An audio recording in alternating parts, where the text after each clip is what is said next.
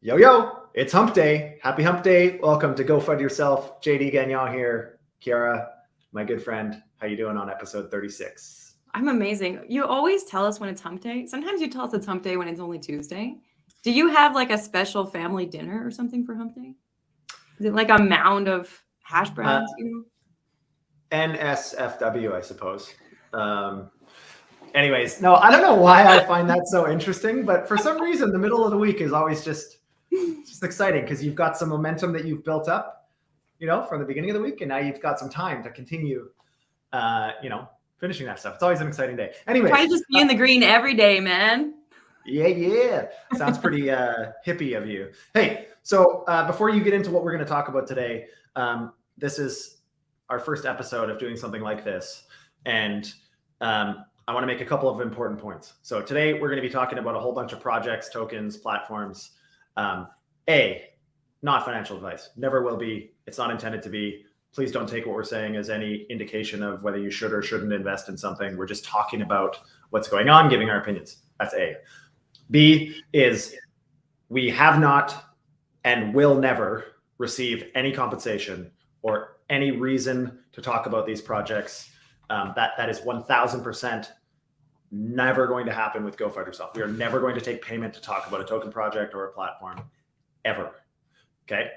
Currently, the only monetization of this, for anybody that's paying attention, is merch, which is fun. Eventually, we will probably have little sponsorship spots, but it will not be talking about tokens or projects like that. It'll probably be very much like a commercial on a TV show, so to speak. Anyways, just wanted to make that point clear that we have no horse in the race on these projects. We're not being paid. They don't even know we're talking about them, most of them. So just want to keep that. But on that note, what are we talking about today?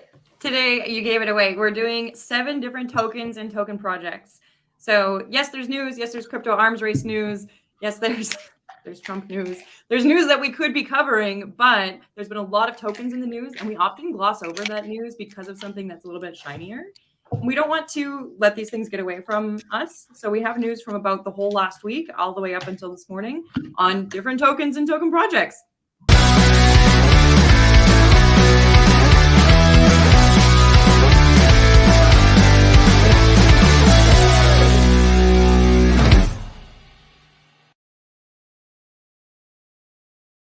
Boom. You ready? Welcome back. I wonder if we should tell everybody that it's actually us playing drums and guitar in that stinger. Yeah, maybe you can play guitar. I can play drums. We're going to have to do it live at the Go Fund Yourself party. Yeah. Alpha League, the Go Fund Yourself party. We don't know when it is or where it's going to be, but it's going to be awesome. But we'll have one. So super excited to talk about a lot of this today. Let's get right into it, I think. Okay, the first one is 1 inch. JD, what is 1 inch? Why do I care about 1 inch? Yeah, so 1 inch kind of is a really interesting story in commitment to a cause. And I've been a fan of 1 inch for years. Mainly when they first started, their whole thing was limit orders. Originally was like, let's just try to figure out how to do aggregation and limit orders. And it was not working very well. They changed their code and it was like hockey stick up in terms of adoption and usage, and they've just exploded. Their technology is pretty good. It's been very safe, at least over the last couple of years, pretty exciting. We could discuss, debate, whatever, fees. There was a whole bunch of speculation around, future airdrops and all this other nonsense. Anyways, they have soon. Before we get to that, before we get to the actual news piece of it, they're focused a lot more now on aggregation, cross-chain aggregation. So if you want to make a swap and you don't want to look at every single swap platform to find the best path, the cheapest path, the lowest slippage path, 1 inch does that for you and facilitates the transaction. They're coming out with an institutional model. Haven't read too deeply into it. Don't know exactly what it is, to be honest, because it's, as far as I understand, still just a work in progress. But that will be interesting. They raised a buttload of money last year and the year before.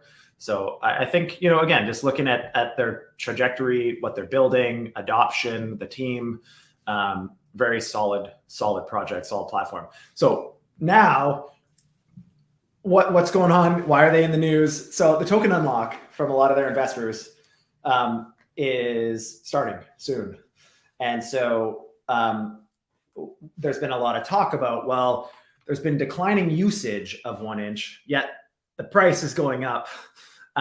Why is that? And so I think it kind of goes without saying, like, obviously we're in a bear market. There's just not as much transaction volume, and the transaction volume is of a lesser value because the assets are way cheaper than they were a year and a half ago.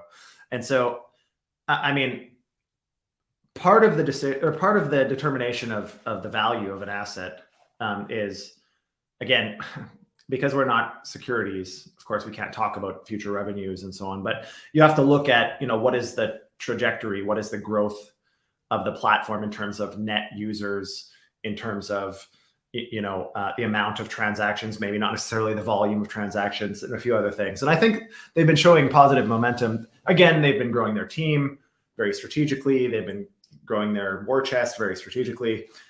If you can't tell, I'm a big fan of 1inch. Although they were a direct competitor to one of our products, they have a great platform. So we'll have to see. April 5th is the big day. So today. So we'll see what happens. See what happens here.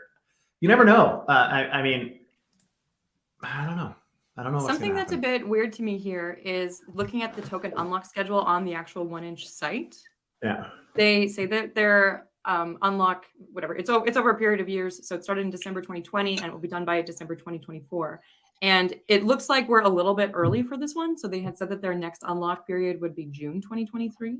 So I wonder if people are excited in terms of sentiment that it's a bit early, or if that kind of messes with people's lock strategy, I don't know enough about that, honestly, to have an opinion. I don't know why they would accelerate the unlock, or like what led to that. I mean, it's only a couple months, right? It's not like a year in advance or anything, but. Yeah, but still, it's like generally that's something that's locked in at the safe level or SAFT level when you're purchasing your tokens, like the unlock schedule. I mean, nobody's going to complain about getting their tokens early. I'm just surprised at why that's happening. I wouldn't think too much into it. I'm sure there's a reason that I haven't read yet. Yeah, we're not, again, we haven't been paid to be here with 1inch. So these are questions that you should think about while you look at token opportunities. I guess in terms of platforms to use, I'm a big fan. I use 1inch all the time. And they have some really cool integrations and partner projects and different things. I don't want to we could spend an hour talking about 1inch, but we won't. Anyways, worth looking at. Should be some interesting, price action. Many of these larger projects, especially when they do like a Series A type raise, different things, a larger raise, they do quarterly unlocks often. I'm not a huge fan of quarterly unlocks, but at the very least, it concentrates all that FUD, chaos, hype, hopium into one period. Then it happens, and then we forget about it for a quarter before everybody panics. So we'll see. We'll have to see what's happening. We'll have to see what happens with this. But yeah, if you're not familiar with 1inch, check it out. What's next? Now, one that everyone is familiar with and that nobody forgets for a quarter is Dogecoin. We did do an episode previously where we talked about shitcoins for a while and meme coins and that kind of thing. Are you Dogecoin that Dogecoin is one of them, shitcoin? except I was going to say Dogecoin's not really a shitcoin anymore because of its wild backing, I guess. It's still a shitcoin, at least for the foreseeable future. Don't get me wrong. I'm sure, that they're going to try to do something useful with Doge. It's a strong community that's super committed. I don't get it personally. I've never been a Doge fan. I've never been a meme coin fan. But you're a Musker and you don't love Doge. But I am a Musker. But here's what I think about this. I think that Dogecoin has only survived due to Musk. And I also think that there's more to this than what we're seeing on the surface. And what I mean by that is he is invariably thumbing his nose to regulators at the moment because, well, I'm not going to make any comments on it because I'm not an attorney. But long story short, I think he's thumbing his nose to regulators because this is like to a layman at least, seems a lot like market manipulation. He did the same thing with Bitcoin once upon a time when Tesla accepted it, then didn't accept it. Then, there's all this speculation. But I didn't see the Doge logo at first on my on my Twitter, but I do now. It's still there. It's not April Fool's. I don't know what he's doing.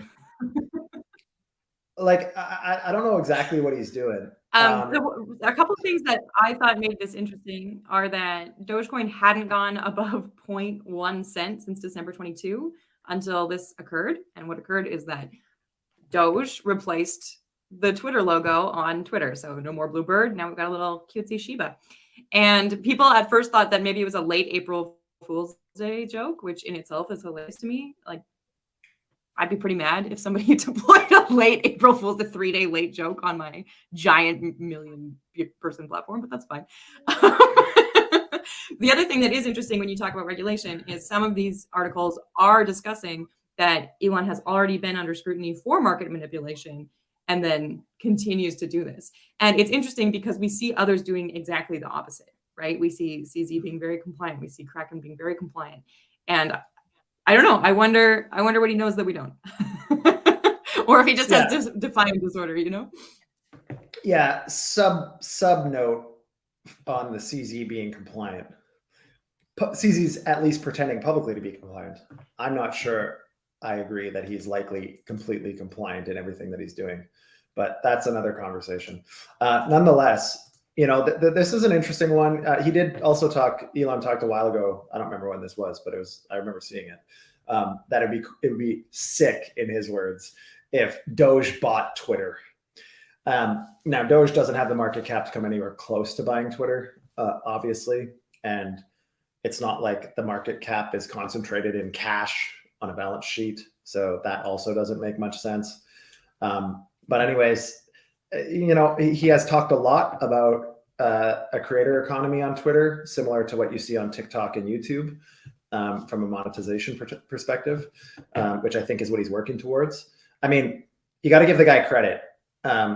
He overpaid for a really shit platform, gutted the whole damn thing, has been getting absolutely raked over the coals since then by anybody and everybody and advertisers and anybody left-leaning, and is still pushing through to try to create the platform he thinks society needs in terms of free speech.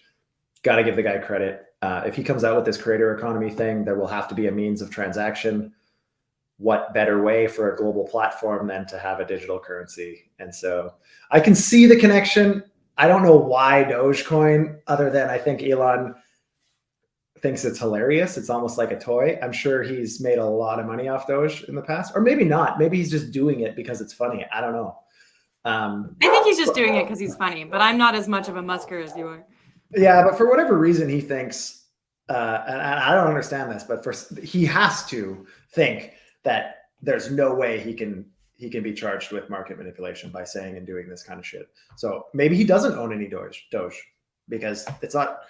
I mean, if you didn't benefit from it in any way, arm's length or not, it's kind of hard to say that you're manipulating the market for your own benefit. But anyways, Dogecoin, it's gone up a little bit. I've seen so many people saying, I'm just waiting to short it. I don't know. Who knows? If they come out. Say Dogecoin summary, it's a shit coin. That's not quite such an altcoin. It might take over Twitter. It's up to 0.104 cents, I think. Not financial advice. Yeah, it's still got a pretty high market cap. I think at like 13 billion or something last time I looked. But yeah, 13.8 billion right now in fully diluted market cap. Kind of crazy, kind of insane for a shitcoin that literally does nothing currently. But it doesn't do nothing. It lives on Twitter. That's more than I do. Its logo lives on Twitter. But anyways, it'll be interesting to see, because again, if they somehow go forward with this, Doge will fly. So all of this to say, I'm staying the hell away from it. I have no idea if it's going to go. I'm going to go all in just to do the opposite of you. I'm going to take all the money I have and I'm just going to go into Doge. From an investment perspective, that's probably not a horrible strategy. Just counter trade me and you're probably going to be successful more often than not. Okay, right, Bakkt. I know that you were excited about Bakkt. So what is Bakkt and why should I care? Good point. I'm not super excited about it, but I do think that it's kind of one of those like weird things that happen in the background that no one seems to be talking about. So Why it's Bakkt, called Bakkt? yeah, well, not really. So Bakkt is a platform that was established by ICE, Intercontinental Exchange. They're the company, the parent company of New York Stock Exchange, London Exchange, I think Tokyo, NASDAQ, TSX in Toronto, a whole bunch. They own like pretty much, or that they're the parent company of many of major global exchanges. And this started actually in 2018, I think 2018, 19, Bakkt. And they were going to create a platform and very fast follow, we're going to try to create Bitcoin and Ethereum ETFs in the US. A whole bunch of shit happened as they were going to market. It was canceled, then it was revived. And I don't remember exactly the details 5 years ago, but it was a pretty big thing at the time. And then of course, as we know, no ETFs have been approved or anything. So for the longest time, all Bakkt had from an asset perspective was Bitcoin. So it was just an institutional Bitcoin platform. Since then, I haven't really looked at it, but they raised a pile of money, as evidenced by the fact that they just spent 200 million acquiring Apex Crypto. But this is actually pretty interesting. Apex has a 12.5 billion in trades, which is not insignificant, of course. It's also not extraordinary, but it's a good amount of volume with people that are already using the platform. What this does is this allowed them to buy a lot of their regulatory stuff that they needed. So they'll have a lot of different licenses now under their umbrella that would be a lot harder to apply for than to purchase. So I think this was overall a good move. I think it's showing again another traditional finance incumbent acknowledging that this space is here to stay. So something to pay attention to. I mean, for the average person, it's not investable or in any way. And for most of us, we're not even going to use it, but it will, if it does grow the way that they expect it to, and they've made a big bet on it, 200 million. If it does grow the way they expect it to, it'll be good for the space. I just wanted to note that in the article about them, which is a Cointelegraph article we'll post on Twitter, they call themselves a B2B2C crypto provider. And I just think that this is interesting because there are a lot of groups in the space who are doing B2B2C, but aren't necessarily framing themselves that way. They have a really separate stance between their B2B and their B2C. And so they are kind of uniquely positioning themselves in the ecosystem just by talking about being that. Yeah, it's we were actually having this conversation today. You wouldn't know this because you weren't on the calls, but one of our initiatives that we're working on right now, which I won't talk about a ton, but is highly regulated. And part of the challenge there is, getting onboarding institutions as well as, in our opinion, onboarding retail and prosumers.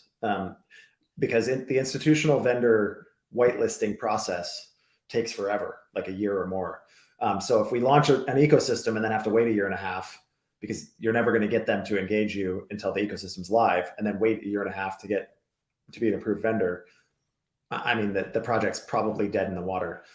So I don't see a world where we don't have to cater to both sides of the coin a little bit, which is new. Right? It's in traditional finance in many ways. I don't know why this is, but platforms are often geared almost exclusively to one or the other. It's either your institutional desks or retail brokerages and all of this other shit, among many other things. I'm using just securities trading lingo for this conversation. Anyways, long story short, I think this is a really good way to frame it. I think it's again, they're not creating that air of exclusivity for institutions only, which I think is critical because it's a bit of a chicken and egg. Which comes first?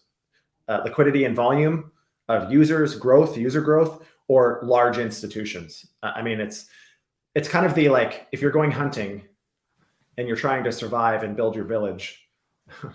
I don't usually use anecdotes, but here's a good one. If you're going hunting and you're trying to survive and feed your village, you're not saying I'm either going to shoot an elephant or nothing. You're saying, hey, I'm going to find whatever the heck I can in the meantime to feed my village, allow for growth, and eventually we will have a vibrant hunting economy so that we get both elephants and gazelles or something. What a Anyway, relatable metaphor that you've created. yeah, for all the hunters in our midst, which is probably zero. But It's like you and me, and that's it. but we can all appreciate how I think how establishing a society from scratch would happen. It's very similar. Establishing an ecosystem like this in a way that hasn't been done before is a process. And I think if anybody can pull it off, intercontinental exchange is most likely a good candidate. It's interesting to talk about this as an ecosystem as well. And I want to come back to what you said about creator economy. It becomes more and more common for us to be B2B2C with creator economy. If you think about Spotify podcasts, if you think about Etsy, if you think about being able to launch DEX in DeFi, all of these things end up being something that you need to serve the people who are creating and the people who are consuming. And I see this as very similar. People who are creating might be in TradFi or might be institutional, and the people who are consuming might be B2C, or vice versa, which really turns things on its head. So we have a few minutes left and a couple more projects. One is Ecosapiens. Have you heard of this one? Briefly. Set it up and we'll talk about We it. haven't talked about NFTs yet. We haven't really talked about NFTs at all. This one is interesting because it is a carbon offsetting NFT collection. And they did an independent raise so that they could actually create the NFTs. And basically that assures us that they're not just coming in to rug us all based on their pretend ethics. It seems as though they actually have this value and they are trying to actually do something with their NFT collection. As people likely know, one of the big criticisms of NFTs is that they are not eco-friendly because most of them are on ETH, and it's a big deal. When you collect this little collectible, you're killing a bunch of trees. So I like to see something like this coming in, but also other people must as well. 3.5 mil is a big raise for something that hasn't been created yet. Yeah, I mean, seed funding wise, that's like as long as you have a good concept and a solid team, I think a couple 3-4 million is. If you've got a pretty good architecture, even though the platform's not out yet. I like the concept of carbon credits, or at least carbon offsetting. The challenge is it has never really come to fruition meaningfully. I've seen over the last 3, 4, 5 years a lot of kind of carbon credit, carbon offsetting type projects, and they're usually super niche specific. They're usually super focused on one thing in one region, because the carbon credit market is full of nuance globally, and there's different applications and different requirements and blah, blah, blah. And so it'll be interesting to see what happens here. I think they're definitely leaning into the green narrative by saying carbon emissions.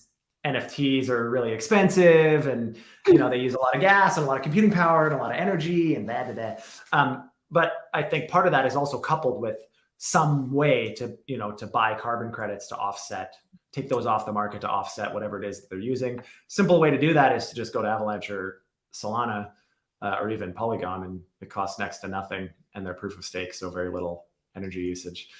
So is but people don't know that, right? Like the average day-to-day person who's not deep into crypto isn't going to Solana to mint their NFT, right? But if they want to, for example, one of our things coming up is the Bugatti NFT collection.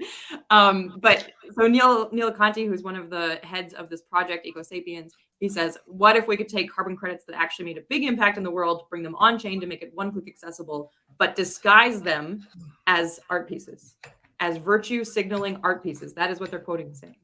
And I really like this because last year I was at the Government Blockchain Association conference in June, and one of a representative from New York State came and was talking to us about how they wanted to do carbon credits for people turning their heat down. And like, if you weren't using as much energy in your apartment or in your house, you would get these carbon credits that you could then apply on chain to other on chain activities like your water bill or your property taxes or that kind of thing. I love this concept, but it didn't have enough virtue signaling.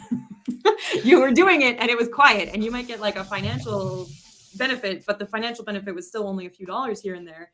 So who's really going to go out of their way to do that? Whereas with something like this, you can be like, look, it's like, was it called Green Frog or Green Hop or something, where when you booked a flight, you could also buy the carbon credit offset, and it like appeared on your ticket and you could share it on social media. You remember that?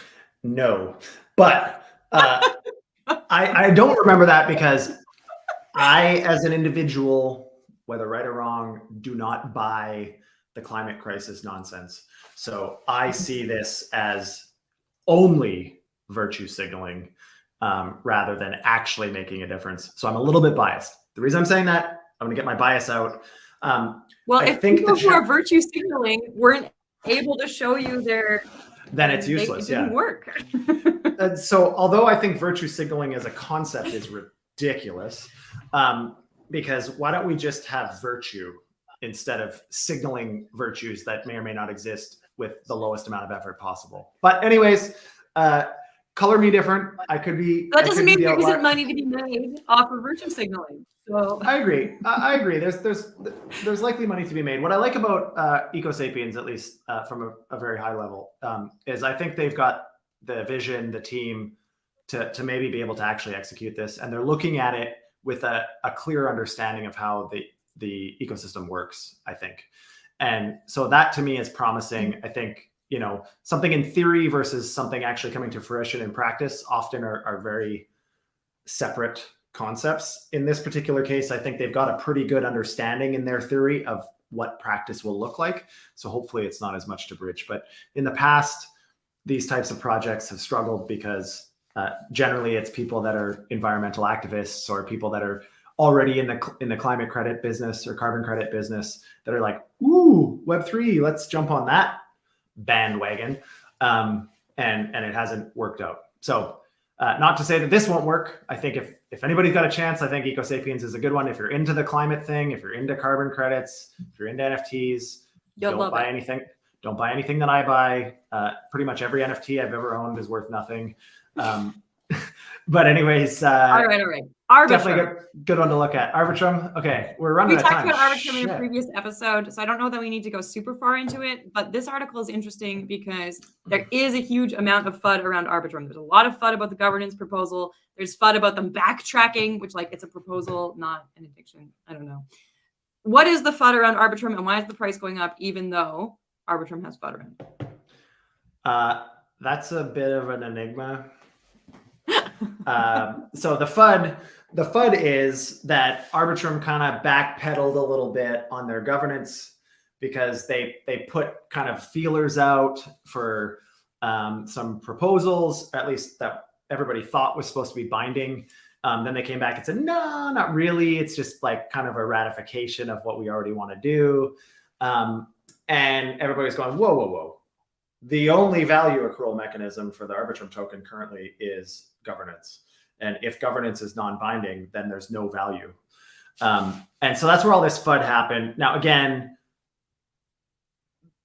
what that actually means is probably a lot less problematic than what everybody, the unlikely conclusion that most people drew right away, I think is slightly off base, probably. I think they've said this publicly, Arbitrum. You can look at the governance forums and stuff if you're interested, but they've said this publicly that, that's not actually the case. They're not kind of walking back all governance as being binding and so on. It's just the first couple of deployments you have to do in somewhat of a centralized way to get governance going properly. Anyways. And so I think it's kind of been the bears and the bulls battling, right? There's the people that think this is FUD and going to ruin the platform. And then there's the other people saying, no, Arbitrum's here to stay. I tend to live in that camp. I think Arbitrum's here to stay. They made a lot of,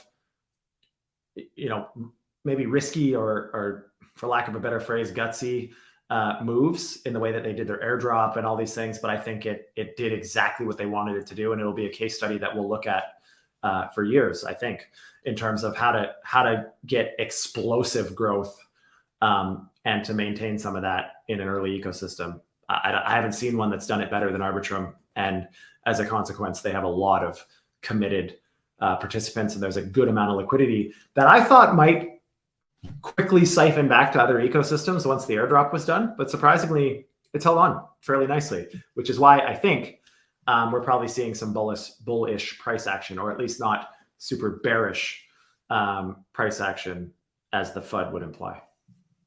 Awesome. Last one is Bitcoin. Bugatti and Osprey are launching an NFT collection on the Bitcoin chain. And this is a big deal because NFTs on Bitcoin. This is another one. I mean, I love Bitcoin as a general And I love rule. Bugatti. So I mean, I also love Bugatti. I think in my mind, this is a weird misstep, and the timing is ridiculously off on launching an NFT as a luxury brand into the bottom of a bear market. Having said that, there's some interesting momentum on Bitcoin NFTs. I don't get it. The Bitcoin is so inefficient, in my opinion, for anything like this. I don't understand. But it's a thing. It's a thing that a lot of OG collectors, the guys that have the resources to drive these projects to value, that have been in the space for a while, the only people buying NFTs mainly are people that have been around for a minute and have digital net worth. We're not seeing a whole bunch of traditional art collectors that I'm aware of. I'm sure there's a few, obviously, but coming in and throwing hundreds of thousands or millions into these NFTs as a YOLO investment, like they're just not there. So there's a lot of Bitcoin maxis.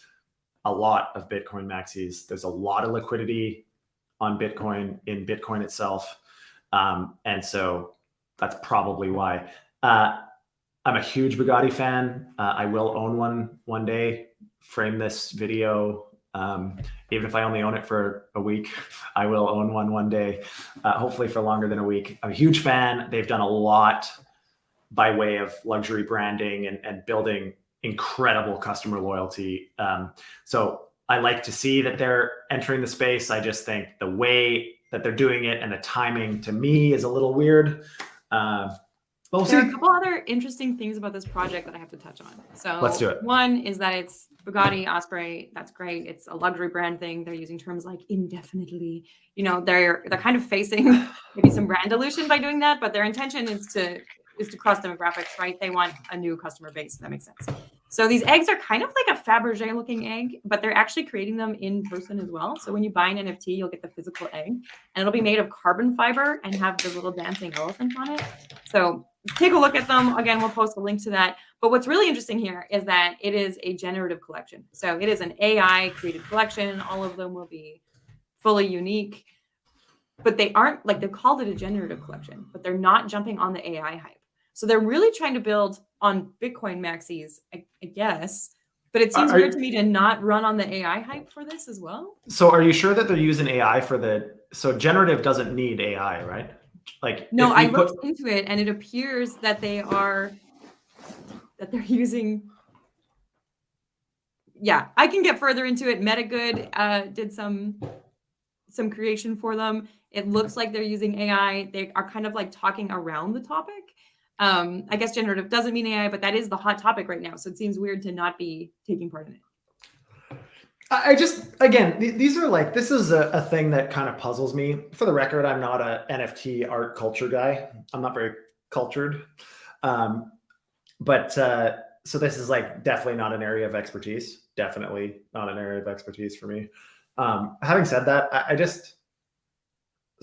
some of these like major brands that have come in and done NFTs, I feel like it was like they kind of threw a YOLO at it instead of doing it like properly. Like I remember there's a Wimbledon one not that long ago. Yeah, that was just like, what the heck is going on here? The ones that the big brands that came onto the scene that I think were kind of cool. Obviously Gary Vaynerchuk and VFriends and all that stuff. Like he took his brand outside of Web3 and just exploded it on Web3. That's cool.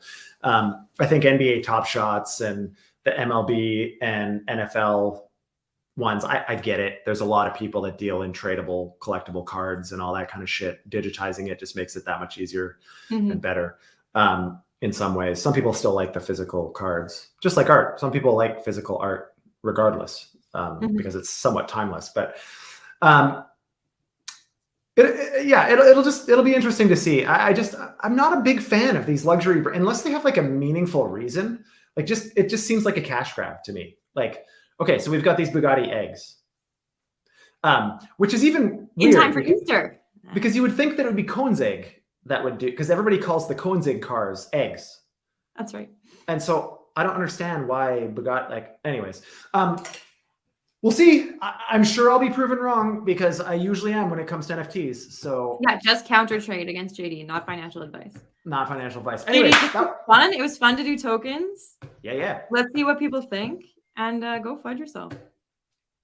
Go FUD yourself, Kiara. Everybody, like, share, subscribe, do that shit. Also, send questions. We get some questions often after the fact and like weird stuff. Send it during the live stream if you're watching. If we have to go over time to make sure we answer questions, we might just do that from time to time. So send your questions. Otherwise, like, follow, share, same place, same time. We'll see you tomorrow, 12:30 Eastern. Go FUD yourself.